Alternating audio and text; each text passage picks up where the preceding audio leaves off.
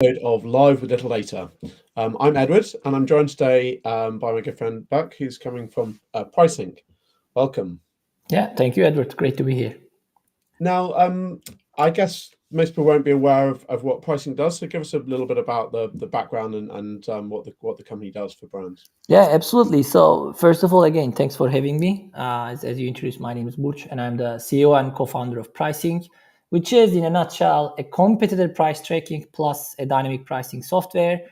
So we basically help e-commerce merchants from all around the world, specifically 60 countries as of today, to monitor their competitors' prices in an automated way instead of manually going through all those links and compiling Excel files where you have all the competitor prices. So we fully automate that flow of competitive price collection.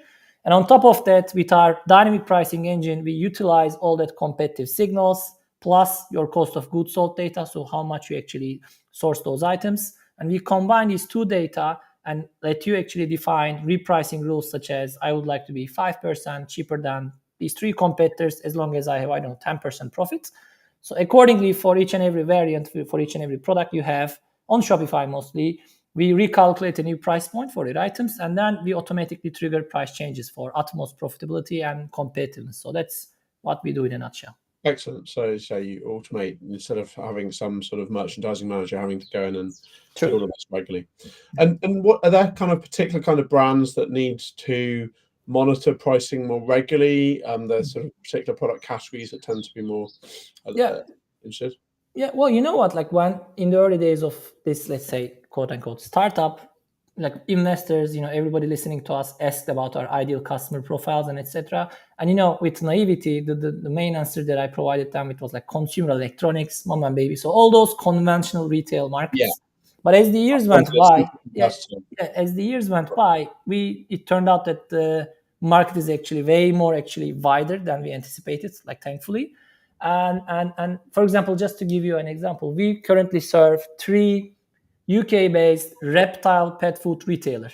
So not even like pet food, but like specifically reptile. I think that's also due to the fact that like UK market is very like wide and very fragmented. Do we have a lot of reptiles in the UK? Maybe that's I don't really know about that side of the market, but yeah, the market is absolutely crowded. But all in all, I think we came down to concluding that saying we help multi-brand retailers where actually the retailer kind of stocks multiple brands.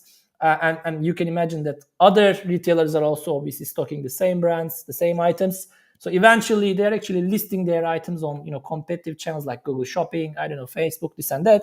So they voluntarily enter into a price competition. I wouldn't say price war, but they like go out to the market and actually they say that we are ready to compete on price, this and that. So we help those type of multi-brand retailers where the consumer is actually a big like deal hunter. Like deal hunting is actually a big sport in e-commerce, as you might know. So people actually, at least like 90% of the buyers are actually comparing prices for an item before they make a purchase. So like we all in all like try to help those type of merchants that are dealing with those type of buyers. Yeah. And as you say, your offer's dead in the water if your buyer goes off and finds exactly the same product or what seems like an identical product for a cheaper price. Yeah. I'm always amazed like how little price difference people will be motivated by, like a few pence in it, and it's like I might as well go with that one. But so you said something really interesting earlier that a lot of brands effectively don't, that when they think about pricing, they're effectively gone for a cost plus strategy. They've taken their unit costs and so on, and then they've basically decided, right, we need a 10% margin or whatever it is. But obviously, that doesn't necessarily pan out because that might in fact not be. I think one of the points you made is you might have a fundamentally cheaper cost base than your will be able to make a bigger margin at the same price. Yeah, absolutely. I think that cost-based logic really comes from the days where you needed to really have a static price because things were not digital, so you needed to kind of print out prices for your items, and you cannot print out new list every day. So you obviously needed to actually come up with a long-term, like sticky price for maybe 6 months, 12 months. So cost-based pricing made sense. So like even today, it still makes sense as a basis. So obviously you need to actually take good care of like profitability. So you should definitely watch out your cost while making prices, but you shouldn't stick for the same, for example, profit margin for too long because as you said, for example, we like most often people don't really see this type of value of like softwares like us, I would say, not necessarily just us as the vendor, but pricing optimization tools actually help merchants even increase their prices in such cases. Like you said, for example, you might have a better cost than your competitors, and you might just come up with a cost-based pricing such as like 10%, whereas maybe your competitor has a slightly higher cost and they also come up with, I don't know, 10% or even 15%. Yeah. So you might actually just simply increase your price automatically by still being very competitive against that next cheapest competitor. But Yeah. you can actually just keep that pocket in your pocket, so keep that profit in your pocket instead of leaving that on the table. So Yeah. that's kind of a hidden, I would say, value. And I think that really comes from the days where pricing was really kind of a decision for a long time. But now it's really kind of becoming a marketing tactic that you can really kind of change like on a daily Yeah. basis, like more frequently if you like. So I think that mind shift is observable in some like merchants. And I think more and more merchants nowadays, quote unquote, thanks to inflation. But I think it's still not really something mainstream. So we are really kind of working for it, I would say. Yeah, I guess because that's the flip side. I guess the problem of moving away from cost plus is that, as you say, inflation can then come and bite you if you then just set a kind of a market price, but your costs go up. As you say, you raise your profit. So it's about balancing those two factors: the unit cost and the kind of market potential. Yeah.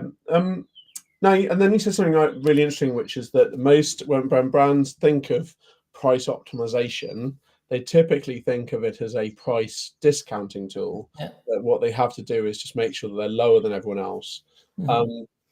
But your point is actually the opposite, right? It might actually be a price or margin optimization. Well, very honestly, that's kind of, I think, the primary sales objection we handle on each and every client that we try to onboard at pricing, and they just come to us. Well, they know that they need something like us, so they know that they need to monitor competition, but they hesitate towards doing that because they, as you said, like fear out, like actually always going under the competition automatically and kind of causing a race to the bottom sort of thing. But we actually come out and say that with the very same scenario I mentioned a few minutes ago, we actually like do this very first analysis in just a day. So they just, for example, with Shopify, import their data and we automatically deliver them their competitive landscape. And they see, for example, maybe in some cases 30%, 40%, but at least 10% of their products are already cheapest in the market without really doing any sort of benchmarking. And when I say cheapest, I mean they are unnecessarily cheap. So they really underprice themselves. So our technology, and actually technologies like us, again, this is not marketing for pricing, but marketing for the broader like adoption of the pricing automation, I would say. So the technologies like us simply discover that segment of products and actually smartly uplift the profit margins by slightly increasing the prices to a level where you are still, if you like, still the cheapest in the market, but not that unnecessarily. So for those products, we just help the merchants to kind of keep the same sales momentum, sales volumes by making more profit margins. And just to give you a specific statistic for that, about 60-61% of all the automated price changes done by our software are actually price increases. So people oftentimes think that we would, like as you said, automatically discount, but quite the contrary, we mostly increase the prices and actually help our merchants kind of maintain a healthy sales volume with healthier profit margins. Right.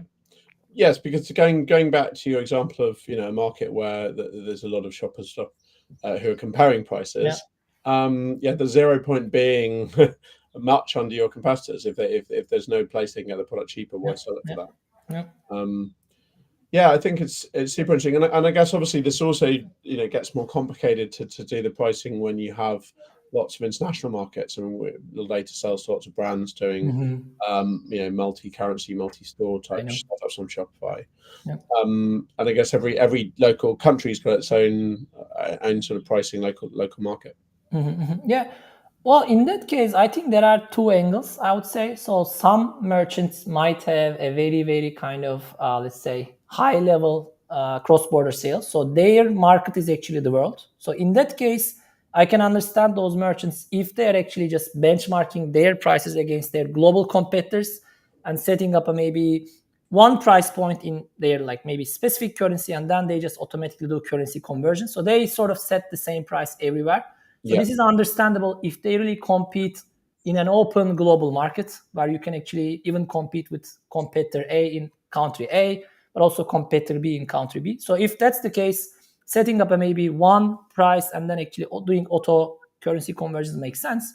But more often than not, merchants just have their local competition. So they have their local market. For example, we work with a Shopify merchant that sells through like I think 8-9 countries, and they actually just explicitly told us that their competition is separate in each and every country. Yeah. So they actually want to have a different level of competitiveness, different level of pricing for each and every country. So in their case, for example, it's vital to have a country level, let's say, insights, so they can just see who their competition is in Germany. So how to actually reprice against the German competitors, and then doing the same in Hungary, Poland. So I think it really depends on your, I would say, locality and globality. So if you are really kind of considering the market as a whole as a global competition, I mean, just doing currency conversions in the basic sense makes sense.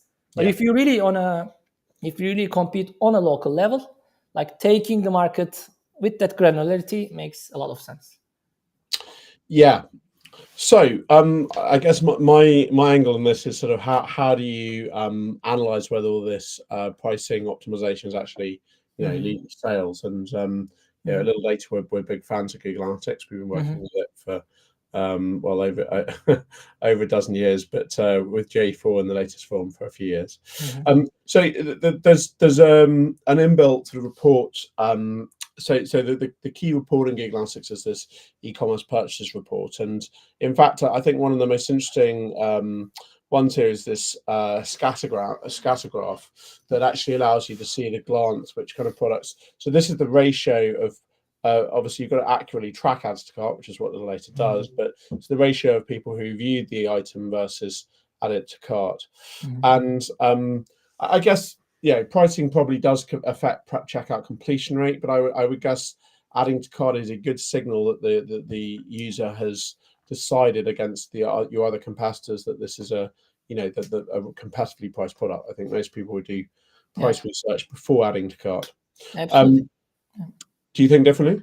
Yeah, because I think like one specific business case comes to my mind when you just said it. Like if you, for example, are a buyer and if you're actually comparing prices, I mean, if you actually just think about the action set that buyer does, they just actually Google for a product, open a couple of links, so that kind of creates +1 traffic. But they mostly, like, again, saying mostly, like taking my words like carefully, mostly they just convert on the best priced item. Correct. So like I think just having a list on obviously like paid channels, etc., just helps with traffic, but not necessarily for conversion, unless you have the best or actually better price. Exactly. So the point with this chart is to be able to say, okay, if I have a product, in this case my corduroy hat, where I have a relatively high number of items viewed, but proportionally compared to my average, you can see the line effectively across the graph there. If it proportionally less adds to cart, then there's probably a good idea. There's probably something holding people back from buying it. Now, obviously, it could be a kind of a merchandising problem. It could be about the imagery or the copy, but it's quite likely to be about pricing. And I guess those are products that you might want to tag. And I think you said some of your merchants actually do tag products in Shopify as kind of low converting or high converting and price them differently. So ones that are kind of below the line here, you might want to look at as being ones that you could more competitively price and get more people out of cart. Equally, well, we don't really have many that are sort of above the line in terms of above average adds to cart. I guess the Littledata T is okay here. In fact, I'll try that doing pretty well as well. And in this case, you might say, well, maybe I have room to push the pricing up there because this is a really highly converting item. Sure. It's obviously something either in demand or where the competition is seen as relatively weaker. Maybe I can get more margin from there. So one quick thought on the corduroy hat piece, like, because I mean, when I say if we, for example, spot a low converting item, like discounting might make sense so that you can increase your conversion, but that's obviously not always possible because you might have the cost pressure, so maybe you might not really want to go down to a certain level and so on. And interestingly enough, we sort of discovered a side benefit of our tool in such cases where the merchants are just simply noticing that their competitors' costs might be better than theirs, because if they are going under a level where a merchant cannot go, they take the opportunity of going to their supplier and just showing that this competitor A is selling this item at this price. So you probably offered them a better deal. Please offer that to me as well.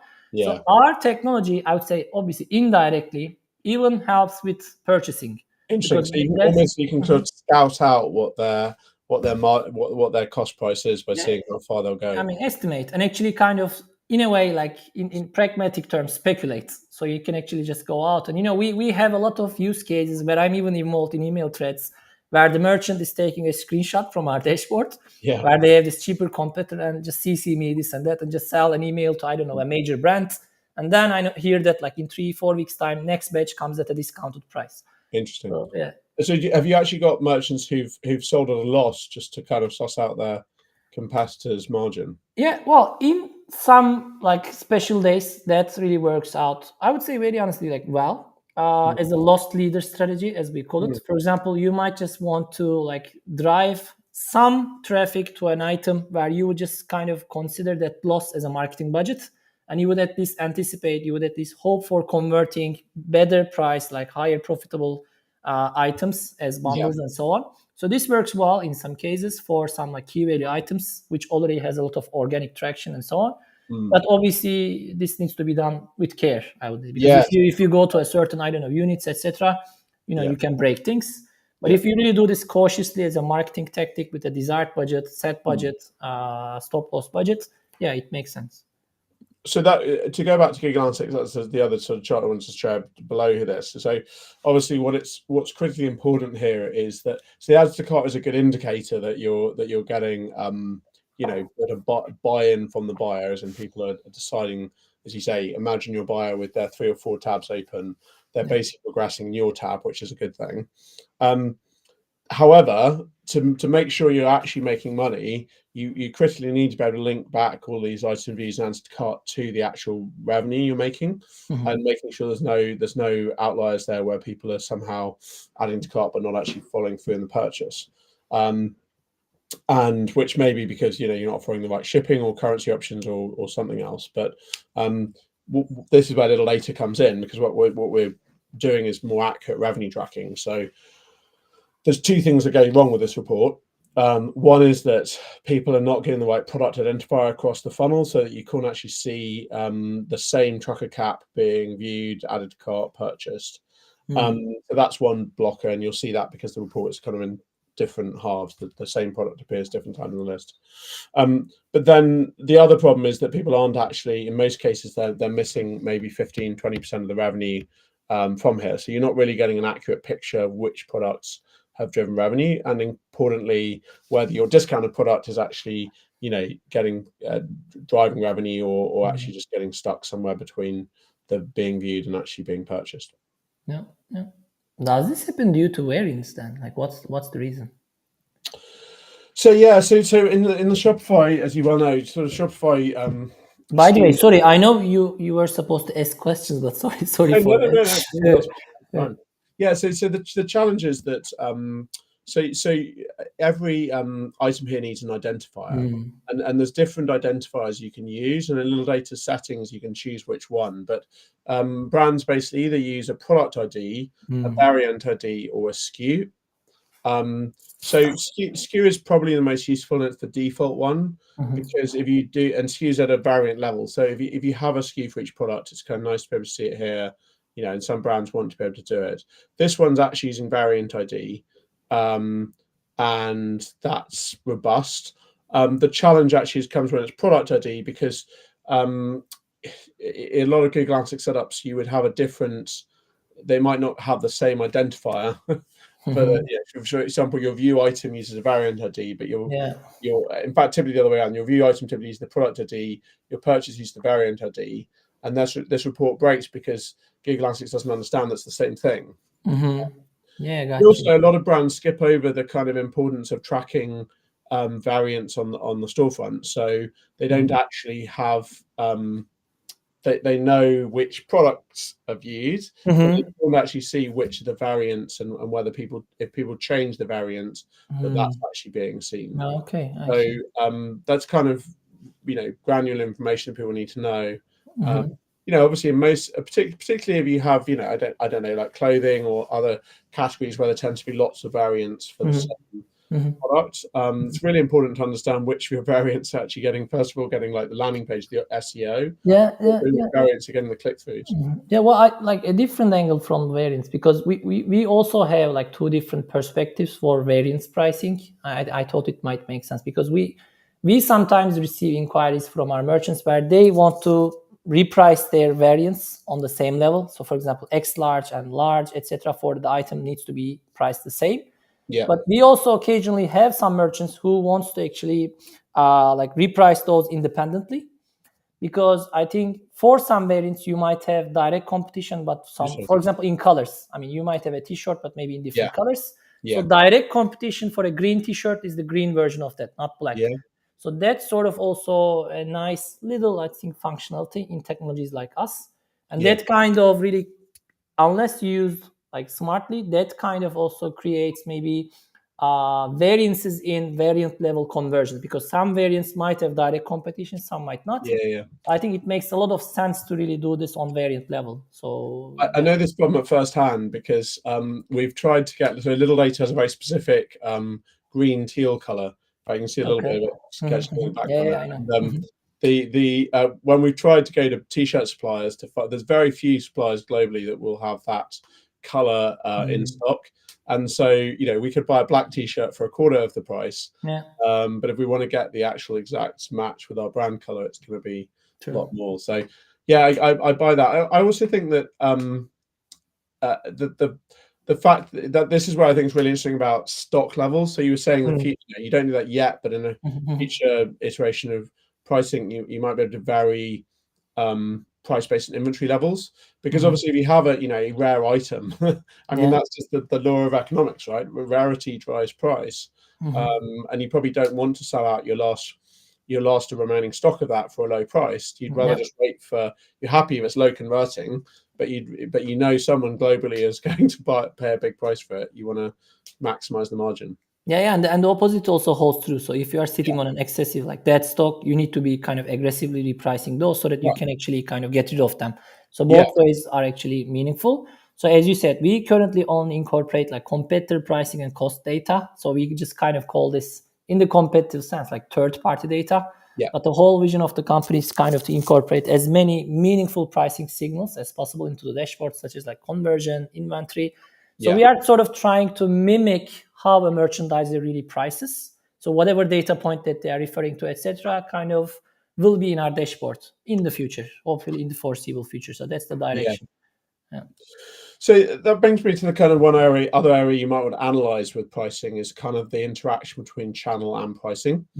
So if we go back to the same e-commerce purchase report in Google Analytics, we can split all of this by channel. So if I go up the top here and add a filter and select my first user default channel group, I can say, right, what happens if, and let's get this right, because I remember the names of them all, but well, I'm definitely we'll have some referral.